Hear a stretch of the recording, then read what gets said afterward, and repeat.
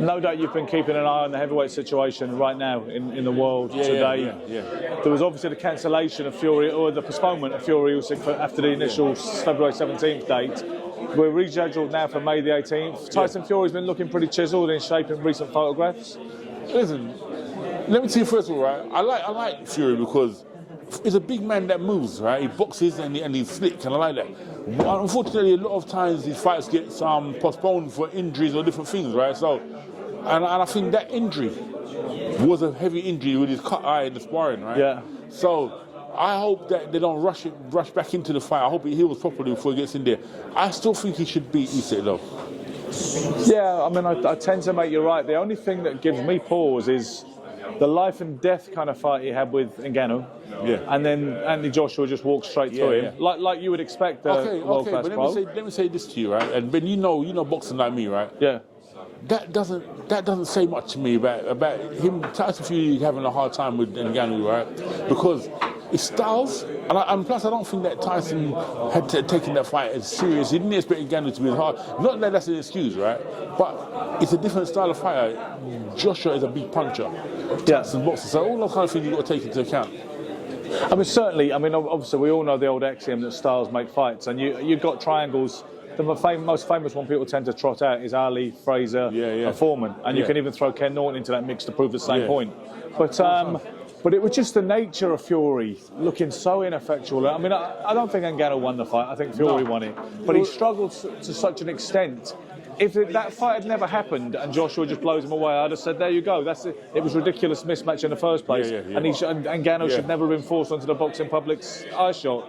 But because Fury made him look so cool, because the WBC ranked him number 10, didn't they, after that fight? Now they've dropped him to 24.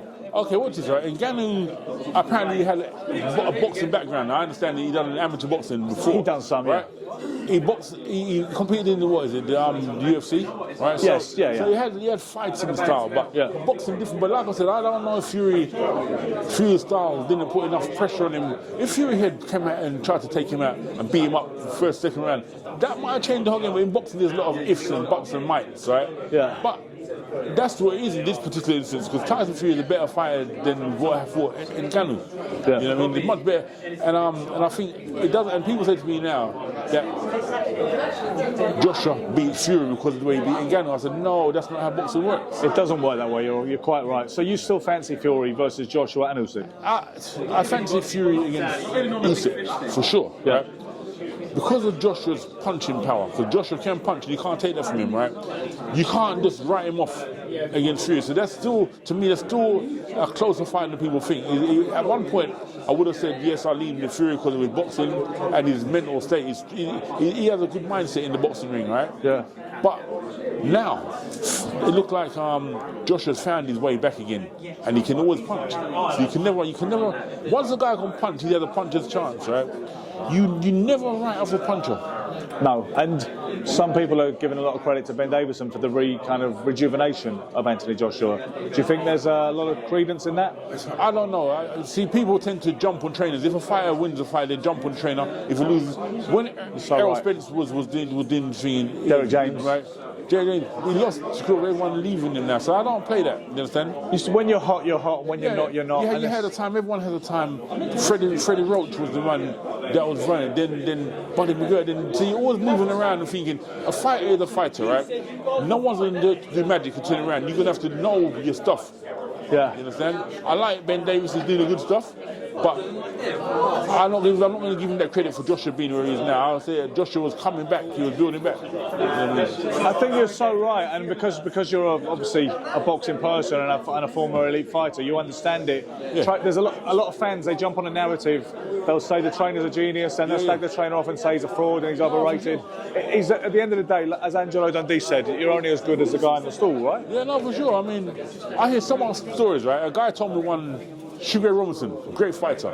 Yeah. His trainer was telling everyone that he's the best trainer in the world because he trained Sugar Robinson, right? George Gainsford, his name was. Yeah, so they said how much other champions have you trained, right? And he hadn't trained anyone else. Do you know what Mickey Duff said? He said, George, we've got this other guy in this picture here. Yes, man. I remember you said that in the Arrows. Yeah, I know. Yeah, yes, man. Sugar, Mickey Duff once said to this fella, George Gainsford, George, if you made Sugar Robinson, how come you only made one of them? That's right. That's it. So all these things. So I don't knock trainers, and it's not for me to talk bad about trainers. And I like what Ben is doing. Understand? But yeah. I'm not going to say he made Joshua into this person now, because Joshua was his person before.